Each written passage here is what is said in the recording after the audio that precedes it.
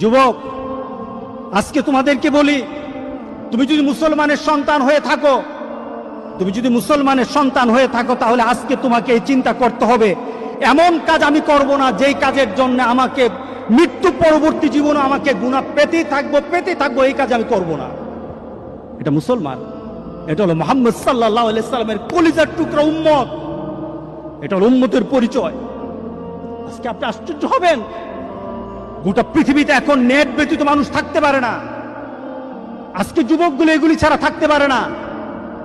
আজকে যুবকগুলি নিজেকে বিভিন্নভাবে সমাজের মধ্যে পরিচয় তুলে ধরছে, তারা মুসলমানের সন্তান, এই পরিচয় আজকে সমাজের মধ্যে হচ্ছে না।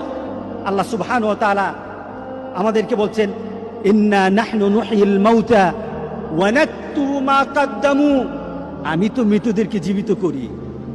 আল্লাহ বলেন, আমি মৃতদেরকে আবার জীবিত করব এবং তাদের কৃতিকর্মগুলি আমি সবগুলি লিপিবদ্ধ করে রাখি।